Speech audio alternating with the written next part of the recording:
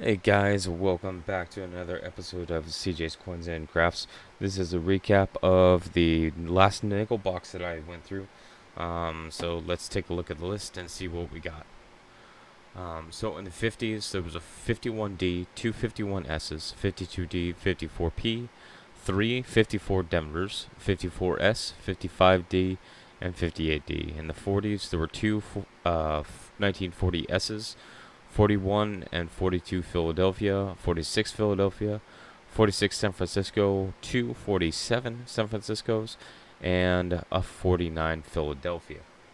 And then some of the other things that I found are, as I've said in some of my other videos, is I consistently find 2009s. In my area, nickels are not searched very well, or very much, or at all. So I, in every single nickel box, I will find one, at least one, and this has been true, still. Will find at least one coin of a 2009, a Buffalo, or a Civil War nickel in every single box. And so all three of those are generally harder to find. So there's two 2009 Denvers. I didn't find any Buffaloes. One of the other cool coins that I found was this one right here. This is a 1959, and this thing is sharp. Um, it is worn, obviously from circulation, but the overall strike is you can still, I mean, you can see that it's got a lot of luster left in it. So I'm thinking that this was something that came out of maybe a mint cent somewhere. Um, but this is a 1959, so it's kind of rare to find ones coins that are that old that still look that good. Um, I did find a Silver War nickel. This is a 1945 Denver. Still in pretty good shape. I kind of expected this to have more wear on it, but uh, this still has all the elements on there. Okay, now I got two other ones that I wanted to show you guys. The first one we're gonna look at is this one right here. This is we'll call it a normal 2016 Philadelphia. But what I noticed about this is that the die that struck this coin um, was rough, in rough shape. And I'll show you why. So we're going to pan up here to my screen. This is my scope, my USB scope, and you can already see there's a big die chip right here on the E, which is common in the 2015, 2016, 2017s, just because that's a really fine space. And later state dies, you usually see, or you can usually see, die chips happening right here. Now, the other thing I noticed is that there's a die chip right down here on the top of the two. So it's starting to fill in the date. Something like that you would normally see on the Lincoln series on like the 60s, the 50s, where they have the dates that are filled in. Usually it's a zero, but you can tell that this die has seen some wear. So another one that saw was this piece right in here. There's a small die chip in his hair, and this continues actually across the entire coin. Um, this coin have seen some back marks and stuff, but when I flip it over, this is some of the stuff that I noticed.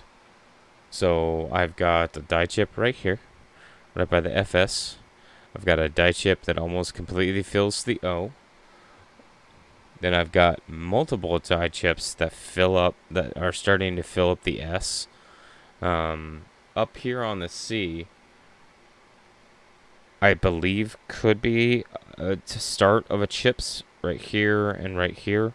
I'm thinking that this possibly could be just damage right here that's moved the metal over. but I wouldn't be surprised if that's the start of a chip when I'm comparing the rest of the coin. So, but I think my favorite part is over here, not the E, right here. This is just a big chunk right here. And if the die has cracked right here, this is an indicator that this is a late stage on the die, um, or this die has just been run very, very hard. Something like this is something that you would commonly see on the Lincoln memorials on the reverse. You find the die cracks going from the edges of the memorial to the edges of the coin on all four corners, because those are basically the weakest points of the die. So with all of these die chips and all of these pieces, I can tell that this die is ready to break with all of the die chips and stuff that you can see from it. All right, let's get back down here, and we'll show you the last one that I had. So what was cool about this one is that this next coin I found in the second roll into the whole box. And that's how I kind of knew. I was like, okay, if I'm finding this in one roll this early in the box, I wonder what else I'm going to get. Well, what we have is we have a 1903 Liberty Head, or V-nickel. So this is actually the third one that I have found in coin roll hunting, which is just kind of crazy that to find one of these. I don't think this one. I didn't even look to see if this one had a mint mark. I don't. I don't remember seeing one or looking for one. So, but it's still finding one of these would be. I don't know. For me, it would be like finding a flying eagle in a coin roll. That's what this means to me, because before you had the Jefferson design, like say this 1940. Before you had this design, you had the Buffalo nickel, and before the Buffalo nickel was the Liberty Head. So to find one of those that is 2 series before is amazing. So this box was, what, in my opinion, was very cool to find all these different coins, all these different pieces. I'm gonna go back through, especially the 54s and the 57s, to see if there's any RPMs or over marks, and yeah, it was a really good box. I consistently find a lot of 50s and a lot of 40s in this area, so I'm going to keep hunting them. And yeah, no, it was a great box. Thanks for taking the time to watch this video. Please hit the like button and subscribe if you're not already subscribed. And I will see you guys in the next video. Thanks for watching.